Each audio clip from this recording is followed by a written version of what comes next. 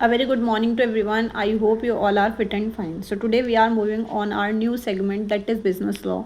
We are going to start a chapter that is LPP, Limited Liability Partnership.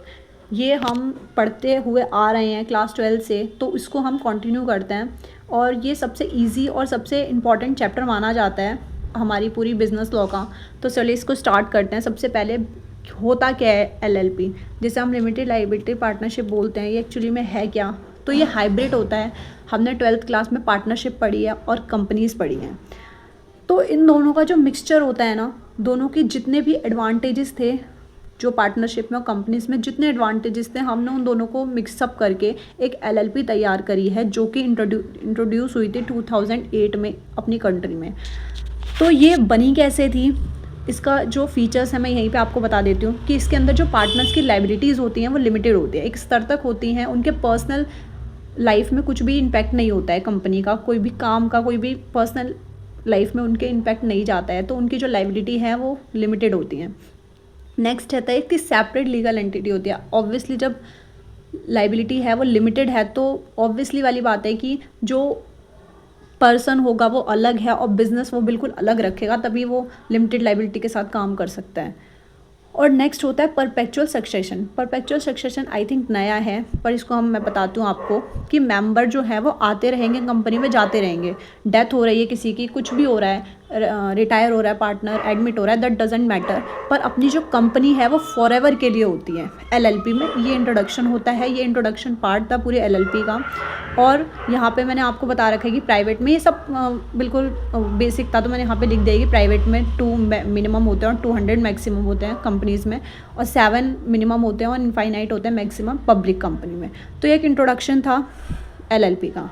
और इसके नीचे यहाँ पे मैंने कुछ इंपॉर्टेंट क्वेश्चंस नोट डाउन करे हैं, प्लीज़ आप इसको एक बार गो थ्रू कर लेना। बहुत इंपॉर्टेंट क्वेश्चंस हैं जो पिछले 10 ईयर्स में आ रखे हैं, तो आप इसे एक बार ज़रूर पढ़ लेना, तो इससे आपको बहुत ज़्यादा हेल्प मिलेगी।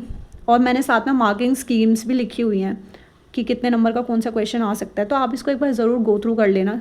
टोटल 12 क्वेश्चंस हैं, तो आप इसको एक बार ज़रूर करना। और कोई भी अगर आपको प्रॉब्लम हो तो आप मुझसे कमेंट सेक्शन में पूछ सकते हैं। सो हम अब आगे बढ़ते हैं कि हमें LLP की नीड क्या पड़ी, ज़रूरत क्या पड़ी। तो हमें अपनी कंट्री में LLP को इंट्रोड्यूस क्यों करना पड़ा, तो इसके कुछ रीज़न्स हैं। क्योंकि अगर हम बात करें पार्टनरशिप और कंपनीज़ की, तो वो हमारी कंट्री में बहुत पहले से काम करती हुई आ रही थी, बट कंपनीज़ और पार्टनरशिप फर्म्स में कुछ डिसएडवांटेजेस थे हमारे पास, जो हमें प्रॉब्लम करते थे। जो क्योंकि कंपनीज़ में क्या होता है, अनलिमिटेड लाइबिलिटी होती है एज वी नो। तो क्या होता है कि वहाँ पे जो पार्टनर्स होते थे उनको बहुत हार्म होता था, उनकी सैलरी भी कट जाती थी कई बार बहुत। सो इसकी नीड क्या आती है हमारी कंट्री में LLP को इंट्रोड्यूस करने की। तो सबसे पहली चीज़ होती है, जैसे कि हम अगर LLP को इंट्रोड्यूस करते हैं तो उसका रीज़न था कि हम अपनी इकोनॉमिक को, अपनी इंडियन इकोनॉमिक को ग्रोथ चाहते थे। हमें हमारी इंडियन इकोनॉमी में ग्रोथ होती, इस वजह से हमने LLP को इंट्रोड्यूस करा, क्योंकि यहाँ पे जो पार्टनर्स की लाइबिलिटी होती है वो लिमिटेड होती है। यहाँ पे बहुत सारे इसके फ़ायदे हैं, हमें भी इससे फर्दर पढ़ेंगे। तो सबसे पहले तो आपको याद रखना है कि इंडियन इकोनॉमी में ग्रोथ होती है, that is the reason. After that इसका रीज़न ये है कि ट्रेडिशनल जो पार्टनरशिप थी हमारी, वो अनलिमिटेड पर्सनल लाइबिलिटी, ये बहुत इंपॉर्टेंट पॉइंट है कि जो पार्टनरशिप थी ना, वहाँ पे जो पार्टनर्स थे उनकी जो लाइबिलिटी थी वो अनलिमिटेड थी, जिससे कि पार्टनर्स की पर्सनल लाइफ में बहुत ज़्यादा अफेक्शन होता था। तो इसको हटाने के लिए हम LLP लेकर आए, जिसमें कि पार्टनर्स की जो लाइबिलिटी है वो लिमिटेड होती है। नेक्स्ट हम आते हैं कि यहाँ पर जो प्रोफेशनल एक्सपर्टीज़ थे, उन लोगों ने इसका इनिशिएट करा, इनको इनिशिएशन करा, इस पर एक्सपेरिमेंट बहुत करे और ये हमेशा सक्सेसफुल रहा। दैट इज़ द रीज़न कि हमारी कंट्री में इंट्रोड्यूस हुआ है।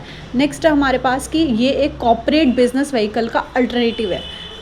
बिजनेस कॉर्पोरेट का मतलब क्या है कि जहाँ पे जो सहकारी क्षेत्र हैं, जहाँ पे लोग 9 to 5 जॉब करते हैं, लाइक दैट।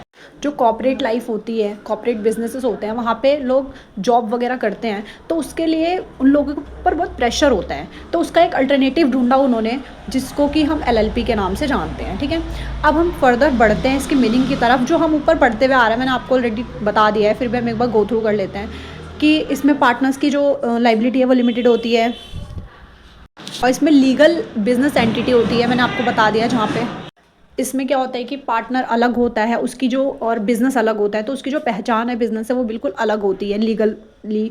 और उसके बाद अगर हम आगे बढ़े तो यहाँ पे क्या होता है कि LLP itself will be liable for the full extent of its assets।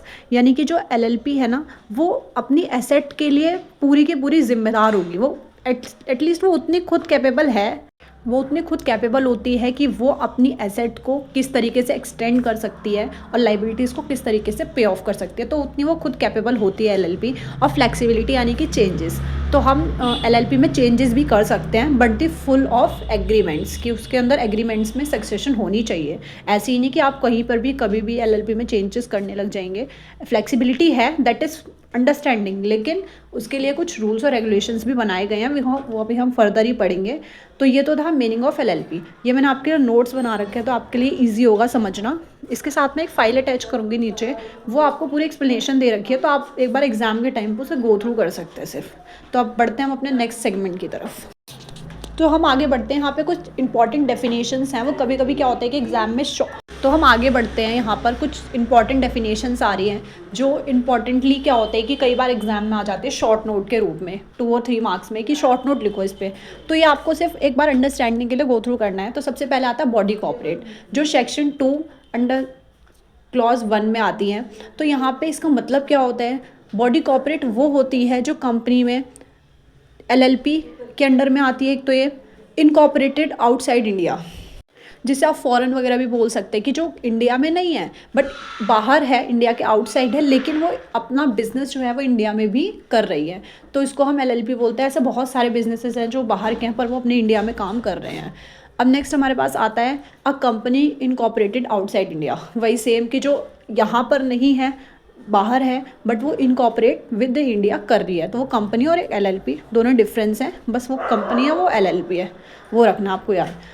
Next हम बढ़ते हैं कि कौन सा जो है वो इंक्लूड नहीं होता है बॉडी कॉर्पोरेट में। सबसे इम्पॉर्टेंट है, इसको आप हाईलाइट कर लो, ये कई बार एग्जाम में आता है।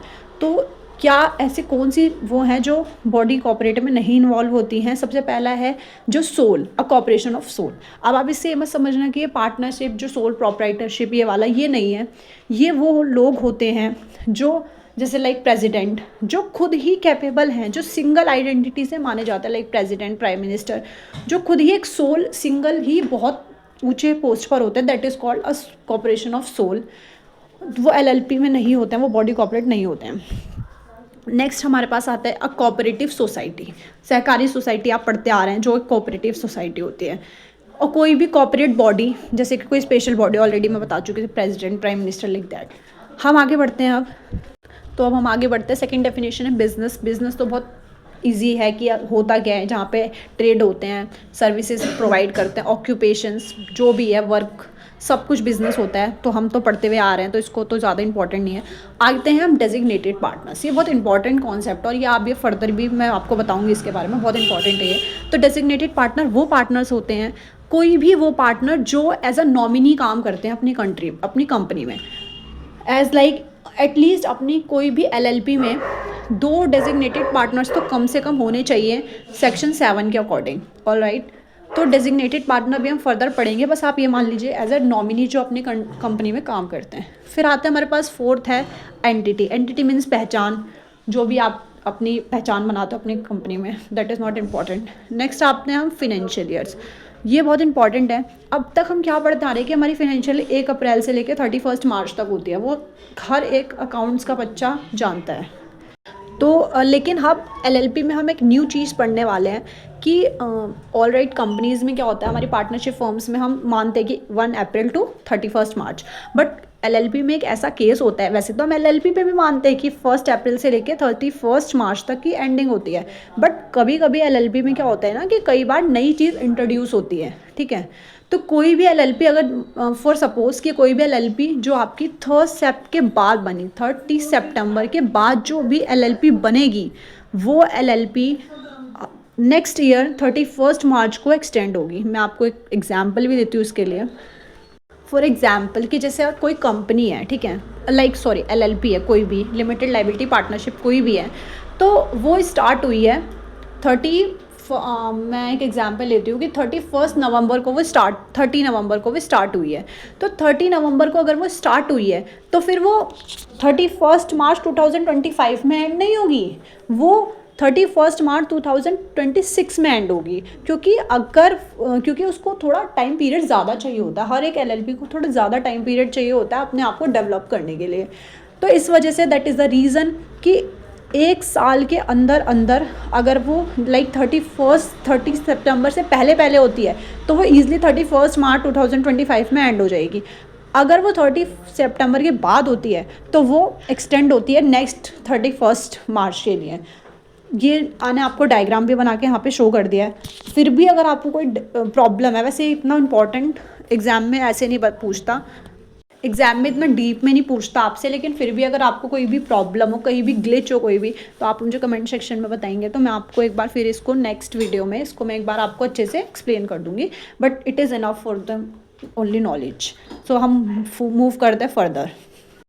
अब नेक्स्ट हम आते हैं फॉरेन एलएलपीज़ क्या होती है। मैंने आपको भी इससे पहले बताया था बॉडी कॉर्पोरेट में कि फॉरेन एलएलपी वो होती हैं जो फॉर्म करी गई हैं और रजिस्टर आउटसाइड द इंडिया करी गई हैं, लेकिन वो यहाँ पर अपना बिजनेस करती हैं, विच एस्टेब्लिश अ प्लेस और बिजनेस विद इन इंडिया। तो वो यहाँ पर भी अपना बिजनेस करती हैं। और ऐसी बहुत सारी कंपनीज़ हैं जो अपने बिजनेस लाइक अमेरिका है, चाइना है, वो बहुत सारे बिजनेस जो हैं वो अपनी कंट्री में बनाते हैं, रजिस्टर अपनी कंट्री में करते हैं, पर बिजनेस जो है वो यहाँ पर भी वो अपना इस्टेब्लिश कर पाते हैं कभी कभी। ऑल राइट, नेक्स्ट हम आते हैं एलएलपी एग्रीमेंट। एलएलपी एग्रीमेंट क्या होता है? जैसे कि हम पार्टनरशिप डीड बनाते थे, उसमें सब कुछ लिखते थे, सारी इन्फॉर्मेशन, कंपनी के पार्टनर्स का नेम एंड ऑल, तो सेम वही होता है यहाँ पे एलएलपी एग्रीमेंट होता है। इतना इंपॉर्टेंट नहीं है पर आप जान लीजिए होता क्या है। अब हम आते हैं स्मॉल एलएलपी क्या होती है। थोड़ी इंपॉर्टेंट है, इसको आप थोड़ा डीप में पढ़ते हैं। देखिए स्मॉल एलएलपी क्या होता है। स्मॉल एलएलपी वो होता है जहाँ जो छोटी एलएलपी छोटे स्तर पे काम करते हैं। कोई भी एलएलपी, आप हर एक कंपनी है, हर एक एलएलपी है, वो जब से स्टार्टिंग में तो बड़ी नहीं बन जाएगी ना, छोटे छोटे स्तर पे काम करते हैं लोग। तो स्मॉल एलएलपी होती है जब एलएलपी के 2 कंडीशंस होते हैं, उसको हम स्मॉल एलएलपी कहते हैं। पहली तो होती है जहाँ पे कैपिटल कंट्रीब्यूशन जो है, यानी कि जो पैसा लगाता है मालिक, वो does not exceed 25 lakh. 25 lakh cross नहीं करनी चाहिए कैपिटल, पहली कंडीशन। दूसरी कंडीशन है टर्नओवर, यानी कि जो एट द एंड 31 मार्च को जो पैसा हम काउंट करते हैं अपनी कंपनी से, दैट इज़ उसका जो टर्नओवर है वो 40 लाख के ऊपर नहीं जाना चाहिए। अगर 40 लाख के ऊपर गई तो फिर वो एलएलपी में आ जाएगी नॉर्मल, लेकिन अगर 40 लाख के अंदर है तो यानी कि वो स्मॉल एलएलपी होती है। ये 2 कंडीशन सेटिस्फाई होनी चाहिए, तब हम उसे स्मॉल एलएलपी कहते हैं। कई बार क्या होता है, क्वेश्चन आ जाता है 4 नंबर का, तो ये 2 पॉइंट आप उसको लिखेंगे। ऑल राइट, नेक्स्ट हम आगे बढ़ते हैं पार्टनर ऑफ एलएलपी, कि कौन है जो पार्टनर बन सकते हैं एलएलपी के। कौन है जो पार्टनर बनते हैं एलएलपी के? सबसे पहले तो 2 लोग होते हैं, ये मैं आपको स्टार्टिंग में बताई। इंडिविजुअल होता है एक, और एक होता है बॉडी कॉर्पोरेट। बॉडी कॉर्पोरेट मैं आपको ऊपर बता चुकी हूँ, और इसको इंडिविजुअल पे बात करते हैं। इंडिविजुअल कोई भी एक पर्सन इंडिविजुअली, जैसे आप, मैं, कोई भी, पर कंडीशंस कुछ होती हैं। पहली कंडीशन है कि not unsounded mind. Unsounded mind जो पागलपन, लाइक दैट। साउंड माइंड होना चाहिए, जो दिमाग काम करने वाला है, जैसे मैं, तुम, सब लोग, पर दिमाग काम करना चाहिए, कोई पागल वगैरह नहीं होना। लुनेसी नहीं होनी चाहिए, लुनेसी मीन्स पागलपन। नेक्स्ट हमारे पास अनडिस्चार्ज इंसॉल्वेंट। इंसॉल्वेंट मीन्स होता है दिवालिया, जो दिवालिया घोषित हो जाता है, जिसके पास कुछ नहीं होता है, कुछ भी नहीं होता, उसको हम एट द एंड इंसॉल्वेंट बोल देते हैं। तो अनडिस्चार्ज इंसॉल्वेंट होता क्या है? जब कोई भी इंसान है, उस पर बहुत सारे केसेस लग रखे हैं, ऑल राइट, लेकिन बाद में क्या होता है कि वो फॉर लाइक कि अनडिस्चार्ज इंसॉल्वेंट वो होते हैं जैसे कि जिनको किसी भी, उन पे कोई केस चल रहा था, उन पे कोई केस नहीं होना चाहिए। मेन चीज़ तो ये है, वो फ्री होने चाहिए by the rule of law. किसी भी उनके पास कोई धारा नहीं होनी चाहिए, उनके ऊपर कोई केस नहीं चलना चाहिए। That is called undischarged insolvent. Next हमारे पास आता है अप्लाई फॉर इंसॉल्वेंट। कुछ लोग ऐसे होते हैं जिन्होंने अप्लाई कर रखा होता है कि भाई मैं दिवालिया हो चुका हूँ, मेरे को दिवालिया घोषित कर दो लोगों की नज़र में, तो फिर वो अप्लाई फॉर इंसॉल्वेंट भी नहीं बन सकते हैं हमारी कंपनी के पार्टनर। नेक्स्ट आता है हमारे पास बॉडी कॉर्पोरेट। बॉडी कॉर्पोरेट में आपको बता चुकी, कोई भी कंपनीज फॉरेन की एलएलपीज हो गई, that is called body corporate. तो अगर हम पार्टनर्स ऑफ एलएलपी की बात करें तो वही सेम होते हैं, दैट इज़ मिनिमम पार्टनर 2 होंगे और मैक्सिमम पार्टनर इनफाइनाइट हो सकते हैं। और हाँ, अगर हम बात करें कि यहाँ पे मैंने एक इंपॉर्टेंट डाल के लिख रखा है 6 मंथ टाइम पीरियड। इसका मतलब क्या है कि कोई भी पार्टनर है, एज लाइक आप सपोज करिए कोई भी आपका पार्टनर है, वो जो है उसकी डेथ हो गई है, वो रिटायर हो गया, तो वो 6 मंथ्स के अंदर आपको पार्टनर्स, नया पार्टनर जो है वो आपको ढूंढना है। अगर आप नया पार्टनर नहीं ढूंढ पाते हैं 6 मंथ्स के अंदर, तो फिर आपको अपनी एलएलपी बंद करनी पड़ेगी। ये एक इंपॉर्टेंट कॉन्सेप्ट है, ये कई बार आ जाता है, तो ये 6 मंथ टाइम पीरियड आपको ये याद रखना है। तो हम मूव करते हैं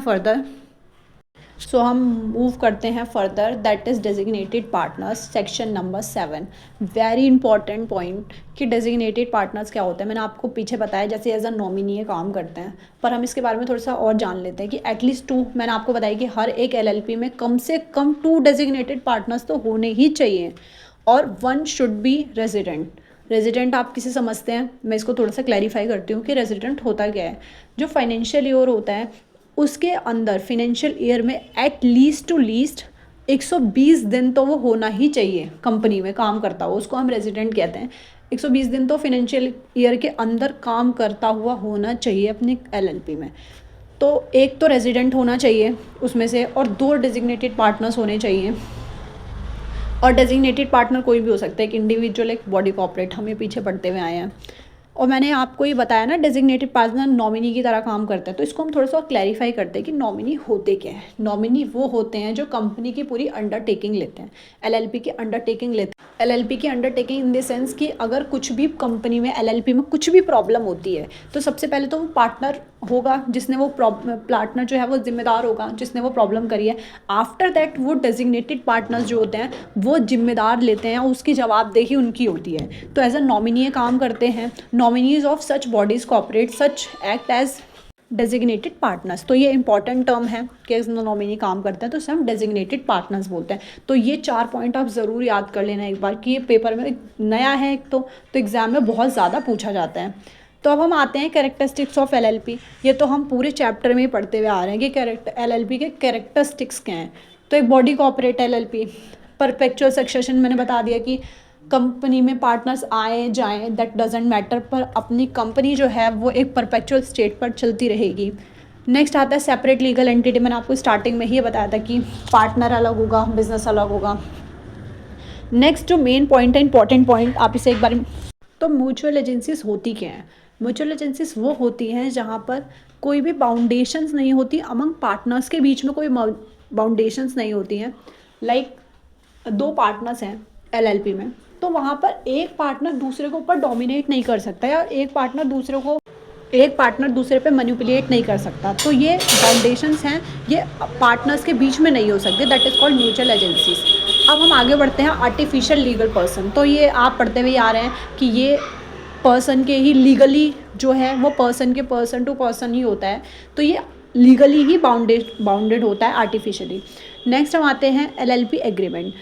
मैंने आपको बताया कि जैसे पार्टनरशिप डीड थी वैसे ही एलएलपी का एक एग्रीमेंट होता है जहाँ पर कंटेंट्स भी होते हैं, सारे के सारे पीपल के और पार्टनर्स के नेम होते हैं, सब कुछ वहाँ पे मेंशन होता है। तो ये लॉ के द्वारा बनाया जाता है। हम ऑब्वियसली लॉ पढ़ रहे हैं तो हर एक चीज़ यहाँ पे लॉफुल होगी, हर एक सिंगल टू सिंगल पॉइंट जो है वो लॉफुल पे ही बात होगी।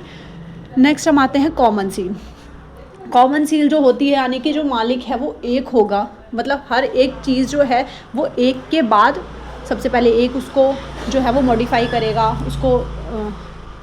उसको एग्री करेगा, तो फिर आगे बातचीत होगी। लेकिन ये हो भी सकता है और नहीं भी हो सकता है, कंपनी टू कंपनी और एलएलपी टू एलएलपी पे जो है वो बेस करता है। जहाँ पर अच्छे लॉफुल पीपल होंगे जो सुपीरियर होंगे, अगर वो अच्छे हैं, लॉफुल हैं, तो उनकी लोग बात मानेंगे। अदरवाइज़ नहीं है, लॉफुल नहीं है, वो अच्छे से काम नहीं करते हैं, तो उसमें फिर पीपल टू पीपल अपनी अंडरस्टैंडिंग से काम कर सकते हैं। नेक्स्ट हमारे पास आता है बिजनेस फॉर प्रॉफिट ओनली। ये चीज़ आपको याद रखनी है कि कोई भी एलएलपी जो है वो एनपीओ नहीं होती, यानी कि नॉन प्रॉफिट ऑर्गेनाइजेशन नहीं होती है। ये जो है वो प्रॉफिट के लिए ही काम करते हैं। ऑलराइट, कंपनी हमारी एनपीओ होती है, कुछ पार्टनरशिप भी हमारी एनपीओ नहीं होती है, ये चीज़ आपको याद रखनी है। हाँ, अब हम आते हैं कि कन्वर्जन इनटू एलएलपी। तो कौन कौन सी जो है वो एलएलपी में कन्वर्ट हो सकती है, कोई भी एक फर्म है वो हो सकती है ईजिली। प्राइवेट कंपनीज भी हो सकती हैं। Unlisted public company, unlisted public company in the sense कोई भी गवर्नमेंट की कंपनी थी, वो लिस्ट में नहीं थी। ऑलराइट, अनलिस्टेड थी यानी कि गवर्नमेंट ने उसको अपनी कंपनी में लिस्ट नहीं कर रखा था, तो उसको हम ले सकते हैं as a LLP. But listed company कभी भी नहीं होती हैं एलएलपी में इंक्लूड।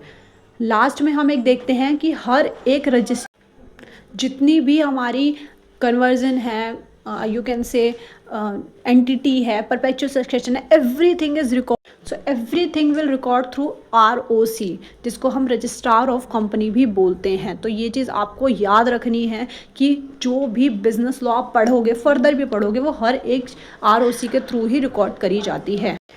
तो ये तो थे बिजनेस लॉ में LLP के कुछ इंपॉर्टेंट लेसन्स और सेगमेंट्स जो हमने इस वीडियो में करे हैं।